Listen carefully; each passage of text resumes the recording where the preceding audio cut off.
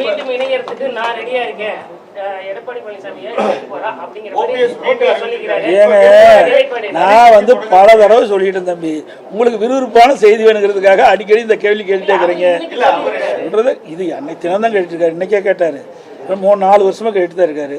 அதாவது ஏற்கனவே அனைத்து இந்திய அண்ணா திராவிட முன்னேற்ற கழகம் பொதுக்குழு கூட்டத்தில் ஏகமனதாக எடுக்கப்பட்ட முடிவு, திரு ஓபிஎஸ் அவர்கள் அடிப்படை உறுப்பினர் நீக்கப்பட்டு விட்டார், நடவடிக்கை எடுக்கப்பட்டிருக்கிறது. அதனால அந்த கட்சியில் சேர்த்துவதற்கு எந்தவித வாய்ப்பும் இல்லை.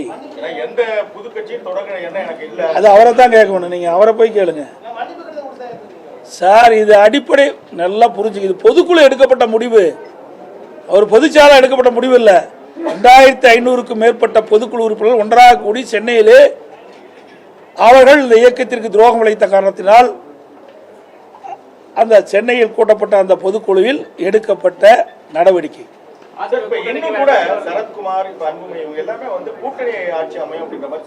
அவர்கள தலைவர் இல்லை, என்னங்க வம்பா இருக்குது. ராமதாஸ்ல எங்க அணியில் இல்லையே, அன்புமணி அப்படி சொல்லவே இல்லை, தவறான கருத்து சொல்ல. அவர் சரத்குமார் ஏங்க, அவரே தலைவர், கட்சிக்கு தலைவர் சொன்னீங்களா, கேள்வி கேட்டீங்களா, பரவாயில்ல. கட்சியில் 1008 பேர் இருக்கிறாங்க. அந்த கட்சி வளர்வதற்காக கட்சியில் இருக்கிற உறுப்பினர்கள் ஆர்வமாக செயல்பட வேண்டுவதற்காக அந்த கருத்தை சொல்லுவாங்க. ஒவ்வொரு கட்சியிலையும் சொல்லுவது தானே, அப்பதானே தொண்டை உற்சாகமாக பாடுபடுவாங்க. எங்களுடைய அனைத்து இந்திய அண்ணா திராவிட முன்னேற்ற கழகம், நான் ஏற்கனவே பலமுறை சொல்லிட்டேன், அதிமுக தான் ஆட்சி அமைக்கும் சார். இன்னும் தொடங்கல சார். யார் சொல்லியிருக்கிறாங்க?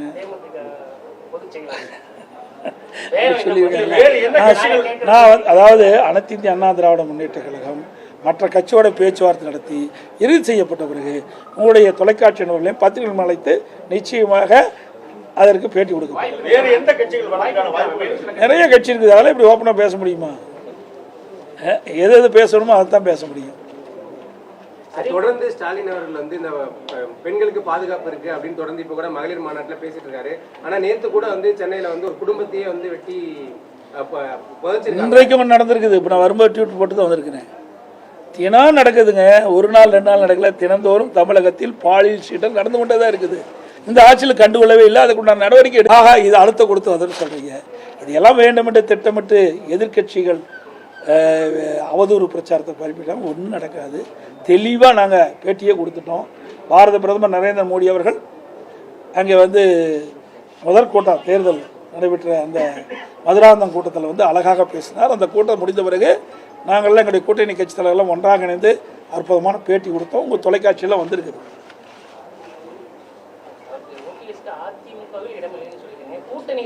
சார் அதெல்லாம் எதை பேசணுமோ அதுதான் பேச முடியும், எல்லாவற்றையும் பேச முடியாது.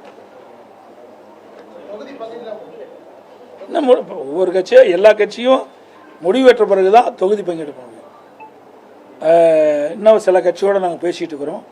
அந்த கட்சிகள்லாம் ஒருங்கிணைத்த பிறகு நீங்கள் சொன்ன மாதிரி எந்தெந்த தொகுதி யாராக இருக்குன்று எவ்வளவு சீட்டு மூலம் பிரிக்கப்படும், அப்புறம் எந்தெந்த தொகுதியும் பிரிக்கப்படும். நான் ஏற்கனவே சொன்னேன், 210 தொகுதி எங்களுடைய கூட்டணி வெற்றி பெறும், அதில் எந்த மாற்று கருத்தும் கிடையாது. அது எப்படிங்க முதல்ல சொல்ல முடியும்? முன்கூட்டியே சொல்ல முடியாதுல்ல, ஒரு சிலவற்றை தான் சொல்ல முடியும், அப்புறம் அதுக்கு வேல்யூ இல்லாத போயிடும். தேர்தல் என்பது மக்கள் எல்லாம் அவரோடு எதிர்பார்த்துட்டு இருக்கிறாங்க. தமிழகத்தில் திராவிட முன்னேற்ற கழகத்தை அகற்றப்பட வேண்டும், அது எல்லா மக்களிடத்திலையும் ஆழமாக பயந்து விட்டது. மாற்றுனா அதிமுக தான் ஆட்சிக்கு வரணுங்க. ஏன்னா அதிமுக ஆட்சியில் ஒரு சிறப்பான ஆட்சி கொடுத்தோம். மாண்பு அம்மா இருக்கின்ற பொழுதும் கொடுத்தாங்க, அம்மா மறைவுக்கு பிறகும் 4 வருடம் 2 மாத காலம் ஒரு சிறப்பான ஆட்சி கொடுத்தோம். எவ்வளோ திட்டங்களை நிறைவேற்றி கொடுத்துருந்தோம் இந்த மாவட்டமே சாட்சி. தமிழ் முழுவதும் ஒவ்வொரு மாவட்டத்திலும் ஒவ்வொரு சட்டமன்ற தொகுதியிலும் அதிமுக ஆட்சி இருக்கின்ற பொழுது மக்கள் கொடுத்த கோரிக்கை நாங்கள் நிறைவேற்றி தந்திருக்கிறோம். ஆனால் திமுக ஆட்சியில் அப்படி இல்லை. தினந்தோறும் ஃபோட்டோ ஷூட் எடுப்பாங்க, தினம் ஒரு பேர் வைப்பாங்க, அந்த பேரோட அன்றைய தினம் அவருடைய நிகழ்ச்சி முடிஞ்சு போச்சு. அவ்வளோ பேர் வச்சிருக்கிறாங்க. அதே மாதிரி ஒரு திட்டத்தை அறிவிப்பாங்க, ஒரு குழு போடுவாங்க, அதுக்கு ஒரு தலைவர் போடுவாங்க, அதோட விட்டுருவாங்க. 52 குழு போட்டிருக்காங்க சார். 52 குழு என்னென்ன பணியை மேற்கொள்ளதுன்னு வெள்ளையறி கேட்டால் இது வரைக்கும் கிடையாது. இந்த ஆட்சியை பொறுத்த வரைக்கும் வெற்றி அறிவிப்பு விட்டு இன்றைக்கி கவர்ச்சிகரமாக திட்டத்தை அறிவித்து மக்களை ஏமாற்றி செயல்பட்டு கொண்டிருக்கிற அரசு இன்றைக்கி ஊழல் அரசாங்கம். இன்றைக்கு பல்வேறு துறைகள் ஊழல் பட்டு நடைபெற்றது. அந்த எந்தெந்த துறைகள் ஊழல் நடந்திருக்குது என்ற முறைகேடு நடந்திருக்குது என்ற அந்த பட்டியலிட்டு மேதகு ஆளுநர்கிட்ட கொடுத்து ஆளுநர் நடவடிக்கை எடுக்க சொல்லியிருக்கிறோம். 4 லட்சம் கோடி இது வரைக்கும் நடந்திருக்குது. அது மட்டும் இல்லை, இன்னொரு வேதனையான சமாச்சாரம் பார்த்தீங்கன்னா எவ்வளோ முறைகேடு நடந்திருக்கு பாருங்கள். 2026-27 நிதியாண்டின் நெடுஞ்சாலைத்துறைக்கு ஒதுக்கப்பட வேண்டிய நிதியிலிருந்து விதிமுறையெல்லாம் மீறி இந்த மாதமே 2000 கோடி சாலை பணிக்கு ஜனவரி மாதம் ஒப்பந்தம் விட்டுருக்குறாங்க. அதாவது 2026-27 நிதியாண்டின் சட்டமன்றத்தில் வச்சு அதுக்கு ஒப்புதல் வாங்கி அப்புறம்தான் ஒதுக்க முடியும். இந்த ஆண்டுக்கு இந்த நிதியாண்டில் எந்த யார் ஆட்சிக்கு வராங்களோ அவர்கள் தான் அந்த திட்டத்தை நிதி ஒதுக்க முடியுமா ஒழிய இந்த ஆட்சியில் அதை கூட கடைப்பிடிக்காம விதிகளை மீறி முறைகேடாக நடந்திருக்குது. அந்த அளவுக்கு எந்த ஒரு அச்சமும் இல்லாமல் தைரியமாக ஊழல் செய்கின்ற ஒரே அரசாங்கம் திமுக அரசாங்கம். அது மட்டும் இல்லை, அதே போல் 650 கோடிக்கு கிராம சாலைகள் இன்றைக்கு அதை ரினியூல் பண்ணணும்னு சொல்லியிருக்கிறாங்க. இதையெல்லாம் விதிமுறைகளுக்கு புறம்பாக அறிவிக்கப்படுது. ஏன்னா தேர்தல் தோல்வி வந்துட்டுது. அந்த தோல்வியின் காரணமாக இந்த அறிவிப்பெல்லாம் திமுக அரசு வெளியிட்டிருக்குது. இதையெல்லாம் அண்ணா திமுக ஆட்சி வந்தவருக்கு எப்படி விதிமுறைகளுக்கு முரணாக டெண்டர் விட்டதை ஒப்பந்தம் விட்டதெல்லாம் ரத்து செய்யப்படும். அவ்வளோதானே சார். தொடர்ந்து டிஜிபி வந்து நியமிக்கல, நீங்களும் தொடர்ந்து இருக்கீங்க. இன்னொன்று சட்ட ஒழுங்கு பிரச்சனையும் அடிக்கடி நடந்துட்டு இருக்கு. நீங்க டிஜிபி நியமிக்கணும்னு கோர்ட் நீதிமன்றத்தை அணுகிறதுக்கு வாய்ப்பு இருக்கா? ஏற்கனவே நீதிமன்றம் போய் தான் இவர்கள் அந்த பட்டியலே அனுப்பிச்சாங்க யூபிஎஸ்சிக்கு. பிறகு அது ஒரு கடப்பில் போட்டாங்க. அதுக்கு உச்ச நீதிமன்றம் போய் தான் அப்புறம் அது வேறு 3 பேர் யூபிஎஸ்சியில் வந்து மத்தியில் 3 பேர் அந்த இதில் அனுப்பப்பட்ட அந்த டிஜிபி பட்டியலில் 3 பேர் தகுதியானவர்கள் என்று மாநில அரசு அனுப்புறாங்க. அந்த 3 பேரில் ஒருத்தரை நியமிக்கணும். இது வரைக்கும் நியமிக்கவே இல்லை. ஒரு பொறுப்பு டிஜிபி நியமித்தாங்க. அவர் உடல்நலம் சரியில்லாமல் மருத்துவமனைக்கு போயிட்டார். அதுக்கு ஒரு பொறுப்பு டிஜிபி. இப்படி பொறுப்பற்ற அரசாங்கம் தான் பொறுப்பு டிஜிபி நியமிக்கும். நாட்டில் இவ்வளோ பிரச்சனை நடந்திருக்குது. இதில் 3 பேர் பட்டியலில் இவர்கள் அனுப்பிய பட்டியலில் இருந்து தான் 3 பேர் தேர்ந்தெடுத்து மத்தியில் யூபிஎஸ்சி அனுப்பிச்சிருக்குது. அதுலேயே ஒருவரை தேர்ந்தெடுக்கிறதுக்கு இந்த அரசு தயங்குறது தான் தெரியல. ஏன்னா அந்த 3 பேருமே இவர்களுக்கு ஒத்து போக மாட்டார் என்று கருதி தான் அந்த பட்டியலை அப்படியே கிடப்பில் போட்டுக்கிறாங்க. அரசு ஊழியர்களுக்கு ஓய்வூதியம் வெட்டு அறிவிக்கும் சொல்லியிருக்கீங்க. அதே மாதிரி 17 ஆசிரியர் நிரந்தரம் சத்துணவு பணியாளருக்கு ஓய்வூதியம் சொல்லியிருக்காங்க. எப்படி பார்க்கலாம்? அதாங்க, ஏற்கனவே திராவிட முன்னேற்ற கழக தேர்தல் அறிக்கையில் அறிவிப்பு கொடுத்தாங்க. அந்த அறிவிப்படி தான் போராட்டம் பண்ணிட்டு இருக்கிறாங்க. 2021 சட்டமன்ற பொதுத் தேர்தலில் திராவிட முன்னேற்ற கழகம் ஆட்சிக்கு வந்தால் நாங்கள் இந்தந்த அமைப்பு என்னென்ன கோரிக்கை வச்சுதோ அந்த கோரிக்கையில் நிறைவேற்ற வேணும்னு தான் இவர்கள் கோரிக்கை வச்சாங்க. அந்த கோரிக்கை அடிப்படையில் திமுக கட்சி அந்த அறிவிப்பு வெளியிடுது. இப்போ அவங்க கேட்குறாங்க, இது வரைக்கும் 4.25 ஆண்டு காலம் ஆச்சு, நீங்கள் தேர்தல் நேரத்தில் உங்களுடைய வாக்குறுதி நிறைவேற்றலை, அதுக்காக போராடுறாங்க. ஆனால் அந்த போராட்டத்தை கண்டுகொள்ளலை. கைது பண்ணி சிறையில் அடிச்சிருக்காங்க. சிறை கைது பண்ணி அங்கே மண்டபத்தில் வைக்கிறாங்க, மறுபடியும் வெளியிட்டுறாங்க. மறுபடியும் போராட்டம் தொடர்ந்து நடந்துகிட்டே தான் இருக்குது. ஆக அவர்கள் கேட்பதில் என்ன, நீங்கள் வாக்குறுதி கொடுத்தீங்க, வாக்குறுதிப்படி நாங்கள் வாக்களித்தோம், நீங்கள் ஆட்சிக்கு வந்துட்டீங்க, ஆட்சிக்கு வந்தபடி வாக்குறுதி நிறைவேற்ற வேண்டும் மட்டும் தான் போராட்டம் பண்ணுறாங்க. நான் தான் ஏற்கனவே நாங்கள் அந்த கூட்டத்தில் சொன்னேன், அத்தனை பேரும் விவசாயிகள் போராட்டம், அதே மாதிரி தூய்மை பணியாளர் போராட்டம், அரசு ஊழியர் போராட்டம், செவிலியர் போராட்டம், சத்துணவு போராட்டம், இப்படி பகுதி நேர ஆசிரியர் போராட்டம், இப்படி பல அமைப்புகள் இன்றைக்கு போராட்டத்தில் இறங்கி இருக்கிறாங்க. ஏற்கனவே நடத்தப்பட்ட கருத்து கணிப்புல திமுக தான் மீண்டும் ஜெயிக்குங்கிற மாதிரி தகவல்லாம் வந்தது. இன்னைக்கு உங்க கூட்டணி பலமாயிடுச்சு அப்படிங்கிற மாதிரி ஒரு பேச்சு இருக்கக்கூடிய சூழல்ல எப்படி இருக்கு வெற்றி வாய்ப்பு? தயவு செய்து பத்திரிகை ஊடகம் இல்லாமல் நல்ல செய்தி போடுங்க. நீங்கள் போட்டீங்களா போ, நாங்கள் ஜெயிச்சிருவோம். நீங்கள் ஒன்றுமே செய்யாத அரசாங்கத்தை தூக்கி பிடிச்சிட்டு இருக்கிறீங்க. உண்மை செய்தி போட்டீங்களா போது நாங்கள் வெற்றி பெற்றுவோம். நாங்கள் ஒன்றும் எங்களுக்கு கூடுதலான செய்தி போடணும்னு சொல்லவே இல்லை. உண்மை செய்தியை, நாட்டில் நிலவுகின்ற பிரச்சனையை அதை உண்மையாக வெளியிட்டீங்களாவே அதிமுக 100% வெற்றி பெற்று ஆட்சி அமைக்கும். நாங்கள் ஒன்றும் எங்களுக்கு அவர்கள் மாதிரி பூஸ்ட் பண்ணி போடணும்லாம் எங்களுக்கு அவசியம் இல்லை.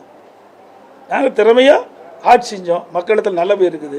இன்றைக்கி திமுக ஆட்சி வந்த பிறகு ஒரு ஊழல் நிறைந்த அரசாங்கமாக மக்களுடைய பார்வைக்கு போயிடுது. எல்லா வகையிலும் இந்த அரசு தோல்வி விட்டுவிட்டது. எந்த திட்டத்தையும் நிறைவேற்றலை. உதாரணத்துக்கு சேலம் மாவட்டத்தில் எந்த திட்டத்தை கூட நிறைவேற்றல.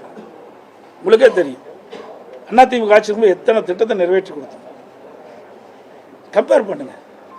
அதிமுக ஆட்சியில் எப்படி இருந்தது, திமுக ஆட்சியில் எப்படி இருந்தது, அதுதான் மக்கள் கம்பேர் பண்ண ஆரம்பிச்சிட்டாங்க. தேர்தல் நெருங்க நெருங்க அதிமுக வெற்றி பிரகாசமாக இருந்துட்டு இருக்கு. வந்துடுது, விரசல் வந்துடுது. தினந்தோறும் நீங்கள் தானே போட்டுட்டு இருக்கீங்க, ஊடகத்திலையும் பத்திரிகையிலையும். நேற்றைய தினம் கூட திரு கனிமொழி அவர்கள் போகிறாங்க. அங்கே போய் என்ன பண்ணுறாங்க, ராகுல் காந்தி சந்திக்கிறாங்க. ராகுல் காந்தி சந்தித்த பிறகு இதுக்காக சந்திக்கிறாங்க, எங்களை தான் சொன்னாங்க. எடப்பாடி பழனிசாமி டெல்லிக்கு அடிமைனாங்க. யார் அடிமை? நாங்கள் அடிமை இல்லை, திராவிட முன்னேற்ற கழகம் தான் அடிமை. இன்னைக்கு அங்கே போய் கெஞ்சிக்கின்ற நிலவுக்கு வந்துடுது திமுக. இங்கிருந்து அங்கே போய் பேசுகிறாங்க. அதில் அழைச்சிட்டாங்கல்ல, இங்கிருந்து அங்கே அழைச்சிட்டாங்கல்ல. அங்கே தானே போய் ராகுல் காந்தி சந்திச்சாங்க, அங்கே தானே திருமதி சோனியா அம்மாவை சந்திச்சாங்க. அப்போ குழப்பம் வந்துடுதில்ல திமுகவில். திமுகவில் காங்கிரஸ் இருக்குமா இல்லையா என்பது தடுமாறி கொண்டு இருக்கின்றது. இன்றைக்கு காங்கிரஸ் கட்சி சேர்ந்த நிர்வாகிகளும் சரி, திமுக கட்சி சேர்ந்த நிர்வாகிகளும் சரி, தினந்தோறும் பத்திரிகையிலும் மாறி மாறி ஒருவருக்கொருவர் இன்றைக்கு தாக்கி கொண்டிருக்கிறார்கள். அதெல்லாம் பத்திரிகையிலும் ஊடகத்தில் வந்திருக்குது. இந்த பல நிலைமைக்கு போயிட்டு இருக்குமா இல்லைங்கிற அது வேற விஷயம், அவர்களுக்கும் தெரியும். ஆனால் எங்களை பற்றி விமர்சனம் செய்தார்களோ, அண்ணா திமுக ஆஃபீஸ் டெல்லி அமித்ஷா அலுவலகத்துக்கு பக்கத்தில் இருக்கிறாங்க. இப்போ திமுக அலுவலகம் தான் டெல்லிக்கு போயிட்டு, அண்ணா திமுக அலுவலகம் இல்லை. அது மட்டும் இல்லை, திருமதி கனிமொழி அவர்கள் சொன்னாங்க, எங்களுடைய தேர்தல் அறிக்கையை தயாரிக்கின்ற குழுவுக்கு நான் கதாநாயகனாங்க. எந்த படத்தில் நடித்தாங்களோ தெரியல, கதாநாயகியா. 4 ஒரு பாகம் கூட நிறைவேற்ற முடியல. நான் தான் நிறைய சொன்னேன். இவர் திராவிட முன்னேற்ற கழக தேர்தல் அறிக்கையை தயாரித்து குழு திருமதி கனிமொழி தான் தயாரித்து கொடுத்தாங்க. ஏன் நிறைவேற்றலை? இது வரைக்கும் நிறைவேற்றவே முடியல. நேற்றைய தினம் கூட திரு ஸ்டாலின் அவர்கள் தஞ்சைக்கு போகும்போது ஒரு நிகழ்ச்சியில் போகும்போது விவசாயிகள்லாம் போராட்டம் பண்ணி கைது பண்ணுற நிலைக்கு போயிட்டாங்க. நீங்க போய் மக்களை சந்திக்க முடியல, கொடுக்கப்பட்ட வாக்குறுதி நிறைவேற்ற முடியல. சார், தமிழகத்தை பொறுத்தவரையிலும் அதிமுக திமுக என்ற நிலை மாதிரி இன்னைக்கு தமிழக வெற்றி கழக விஜய் ஒரு முக்கிய பங்கு இந்த தேர்தலை வகிப்பாரு. அதை எப்படி எதிர்கொள்ளுங்க? எங்க முக்கிய பங்கு வந்தால் தானே தெரியும். சும்மா உங்கள் பத்திரிகை ஊடகத்தையும் அப்படி போட்டு போட்டு அந்த என்ன ரேட்டு ஏறுது, டிபிஆர் ரேட் ஆகிறதுக்கு அதை போட்டு போட்டு காட்டிட்டு இருக்கிறீங்க. என்னங்க இருக்குது, என்ன பண்ணாங்க சொல்லுங்க பார்க்கலாம். இந்த ஆட்சி இப்போ நான் இவ்வளவும் சொன்னேன். இன்றைக்கி அதிமுக பொன்விழா கண்ட கட்சி, 31 ஆண்டுகளும் தமிழகத்தில் ஆட்சி புரிந்த கட்சி. மத்திய அரசிலிருந்து மாநில அரசு என்னென்ன திட்டங்களை கொண்டு வந்து நிறைவேற்றி அதன் மூலமாக தமிழகம் எந்த அளவுக்கு உயர்ந்திருக்குன்னு நாங்கள் பளிச்சுன்னு சொல்கிறோம். அதெல்லாம் சொல்ல முடியும், சொல்லுங்க என்னன்னு சொல்லுங்க பார்க்கலாம். என்ன சொல்லலை, கூட்டம் ரசிகர் கூட்டம் வரத்தான் செய்யும். ஒரு அது நிறைய அவர் சிறந்த நடிகர், அதில் எந்த மாற்று கருத்தும் கிடையாது. ஆனால் சிறந்த அரசியல்வாதி நாங்கள் தான். மக்களுக்கு சேவை செய்தோன்னா நாங்கள் தான் இது வரைக்கும் மக்களுக்கு குரல் கொடுத்துட்டு இருக்கிறோம். இந்த ஆட்சி எழுத்து கூட பேச முடியல, அது வரைக்கும் திரைப்படத்தில் நடிச்சுட்டு தான் இருந்தார். இப்போ தான் வெளியில் வந்திருக்கிறாரு. நான் இந்த பொது நாளைக்கு 1974 வந்தேன். 51 ஆண்டு காலம் ஆகிப்போச்சு. 51 ஆண்டு காலம் மக்களுடைய பிரச்சனையை நாங்கள் அணுவு நிதியாக தெரிஞ்சிருக்கிறோம். ஒரு சாதாரண பிரச்சனைக்கே சாதாரண பிரச்சனை இல்லை, அது மிகப்பெரிய கடுமையான பிரச்சனை தான். அது தவறு, நான் சொன்ன வார்த்தை. இன்றைக்கு 41 உயிர்கள் இழந்து விட்டோம். என்ன நடந்திருக்க வேணும்? யாருக்காக உயிரிழந்தார்கள்? அவரை காணதா, அவருடைய கூட்டத்தை, அவருடைய பேச்சை கேட்பதற்காக வந்த கூட்டம். என்ன பண்ணியிருக்கணும்? நேரடியாக அங்கே போயிருக்கணும். நாங்களாம் ஓடலை. நாங்கள் எந்த கட்சி அந்த கட்சின்னு பார்க்கல. விலைமதிக்க முடியாத உயிர்கள் 41 போயிட்டுது. பாவம், பரிதாபம். இந்த குடும்பம் எந்த நிலையில் இருக்கும்? அவர்களுக்கு எங்களால் முடிந்த ஆறுதல் சொல்லலாம். இது போனோம். அந்த ஆறுதல் கூட உங்களால் சொல்ல முடியலையே. அப்புறம் கட்சி நடத்தி என்ன செய்ய போகிறீங்க? இதே அம்மா இருந்தது. அம்மா இருக்கும்போது சுனாமி வந்தது, அதிகாரிகள் எச்சரித்தாங்க. அதையும் மீறி கடலுக்கு போய் பார்த்தாங்களே இல்லையா? உடனே ஓடோடி பார்த்தாங்களே இல்லையா? புயல் வந்தது, எங்களுடைய அமைச்சர்கள்லாம் 3 மாதம் அங்கேயே தங்கி, கஜா புயலில் 3 மாத காலம் அந்த இடத்துல தங்கி நிவாரண பணிகளை மேற்கொண்டு அந்த புயல் அடிச்சூடு இல்லாமல் நாங்கள் பார்த்துக்கிட்டோம். இதெல்லாம் எங்களுடைய உழைப்பு. ஒரு அரசாங்கம் எப்படி இருக்கணும் என்பதற்கு முன்மாதிரியாக அரசாங்கம் அதிமுக அரசாங்கம். எதையுமே செய்யாமல் திரைப்படத்தில் இருக்கிற வரைக்கும் சம்பாரிச்சிங்க. இப்போ விட்டுட்டு வந்தீங்க, நான் பல்லாயிரக்கணக்கு கோடி விட்டுட்டு வந்தேங்கிறீங்க. யாருக்கா விட்டுட்டு வந்தீங்க? இப்படிப்பட்ட ஒரு அரசியல் தாங்குவார் சார்? அதெல்லாம் நான் சொல்லலை. நீங்கள் கேட்ட கேள்விக்கு நான் பதில் அவ்வளோதான். தாங்குவாரா போவாரா, அவருக்கு இருக்காதுங்கிறீங்களா? அதாவது அனுபவம் வேணும். இது சாதாரண விஷயம் இல்லை. இன்றைக்கி என்னாச்சு, திட்டமிடாமல் போன காரணத்தால் தான் 41 வகைகள் நம்ம பழி கொடுத்துட்டோம். சாதாரண விஷயம் இல்லைங்க. 41 குடும்பம் இன்னைக்கு அனாதி ஆகிட்டது இல்லை. ஆமாம், இன்னைக்கு ஆதரவு அவருக்கு இருக்காதுங்கிறீங்க சார். அதாவது விளையும் பயிர் முளையிலே தெரியுமாங்க. நாம் மக்களை இன்னைக்கு ஒரு ரசிகர் பட்டாலும் ஏறலாமல் இருப்பதற்காக எதை வேணாலும் பேசிட முடியாது. இது 8 கோடி மக்களுடைய வாழ்வாதார பிரச்சனை. ஒரு அரசாங்கம் வந்தால் எப்படி செயல்படும் என்பதை பார்க்கணும். கொரோனா காலம் இருந்ததுங்க. கொரோனா காலம் இருந்தால் இவ்வளோ வீட்டு விட்டு வெளியே வருவாரா? நான் 32 மாவட்டத்துக்கு நேரடியாக போனேன். என்னை கூட மருத்துவர்கள் சொன்னாங்க, நான் அடிக்கடி சொன்னேன். ஆனால் நான் 15 மாவட்டத்துக்கு போயிட்டு 16ஆம் மாவட்டம் திருச்சிக்கு போகும்போது தமாக தலைவர் ஒருத்தர், அவர் பிரமாதமாக விவசாயி என்ற பேசிட்டு இருந்தார். ஒரு வாரம் கழித்து அவர் கொடுத்துருந்தார். அந்த செய்தியெல்லாம் அவர்கிட்ட கேட்கணும்னு சொன்னேன். இறந்துட்டார். அருமையான உடல், 55-57 வயசு தான் இருக்கும். அப்படிப்பட்ட சூழ்நிலை கூட 32 மாவட்டத்துக்கு நேரடியாக போனோம். மக்களை போய் சந்தித்தோம். அந்த காலகட்டத்தில் ஒரு இக்கட்டான காலகட்டம். மக்களை காக்க வேணும், மக்களுடைய பிரச்சனை தீர்க்க வேணும். அதையெல்லாம் நேரடியாக சேர்ந்து நீங்கள் எல்லா ஊடகம் பார்த்தீங்க, எல்லா இடத்துலையும் போனோம். அப்படி ஒரு சூழல் வருகின்ற போது இவரெல்லாம் எப்படி சமாளிக்க முடியும்? சார், இவ்வளவு பலம் வாய்ந்த ஒரு கட்சியை அவர் எங்களுக்கும் திமுக தான் சார் 1008 பேசலாம், அது வேற. அவருடைய இது சுதந்திர நாடு, யார் வேணாலும் கட்சி ஆரம்பிக்கலாம், யார் வேணாலும் ஒருத்தர் வருவதற்காக பேசலாம். அதையெல்லாம் பொருட்படுத்த வேணுமா? உங்களுக்கு பத்திரிகையாளர் ஊடகமும் தெரியும். ஏதாவது பேசி கீசி விறுவிறுப்பாக செய்தி பல வேணும். அதுக்காக என்கிட்ட கேட்க முடியாத கேள்வியாக கேட்குறேன். எந்த கேள்வி கேட்டாலும் நான் பதில் சொல்ல தயார். அதில் எந்த மாற்று கருத்தும் கிடையாது. எதற்காக சொல்லினா, யாரையும் நான் குறைச்சி மதிப்பிடல. இது அரசாங்கங்க. அரசாங்கத்தில் அனுபவம் தேவை. அனுபவம் செய்யவே முடியாது. பெரிய கஷ்டங்க. இன்றைக்கு அதிமுக ஆட்சியில் பொன்மனச்சம்பள புரட்சித்தலைவர் எம்ஜிஆர் இருந்தார், அம்மா இருந்தால், அம்மா மறைவுக்கு நாங்கள் இருந்தோம். எந்த அளவுக்கு வளர்ந்து இருக்குதுன்னு பாருங்கள். மற்ற மாநிலத்தை ஒப்பிட்டு பாருங்கள். இன்றைக்கு இவ்வளோ தூரம் வளர்ச்சி அடைவதற்கு காரணம் அனைத்து இந்திய அண்ணா திராவிட முன்னேற்ற கழகம் ஆட்சி இருந்த காரணத்தில் தான். அதுதான் நாங்கள் தைரியமாக சொல்கிறோம். சார், தற்காலிக பணியாளர்கள், ஒப்பந்த பணியாளர்கள் இப்போ பணி நிரந்தரம் செய்யணும்னு போராடுறது ஒரு பேசனா மாறிச்சுன்னு சொல்லிட்டு அமைச்சர் பாருங்க, அதான் சொல்லணும். இவர்கள் தானே கொடுக்கப்பட்ட வாக்குறுதி. இவர்கள் தான் இந்த வாக்குறுதி கொடுத்தாங்க. யார் வாக்குறுதி கொடுத்தாங்களோ அவருக்கு தான் அவங்க கேட்குறாங்க. ஆனால் ஒரு பேசனா போயிடுச்சுன்னு அதுதான் அலட்சியமாக இருப்பது. அலட்சியப்படுத்தக்கூடாது. மக்களுக்காக தான் நம்ம அரசாங்கம் நடத்துகிறோம், மக்களுக்காக தான் அமைச்சராக இருக்கிறோம். அது மூலம் உணர வேண்டும். அவர்கிட்ட அழைச்சி என்னென்ன பிரச்சனையை எடுத்து சொல்ல வேண்டும், புரிய வைக்க வேண்டும். இதையெல்லாம் அவர்கள் செய்ய வேணும். சர்வாதிகாரம் மாதிரி நடந்தால் வர்ற தேர்தலில் அதற்கு தகுந்த பதிலடியை மக்கள் கொடுப்பார். அனைத்து ஊடகங்களுக்கு பதில் நன்றி, வணக்கம்.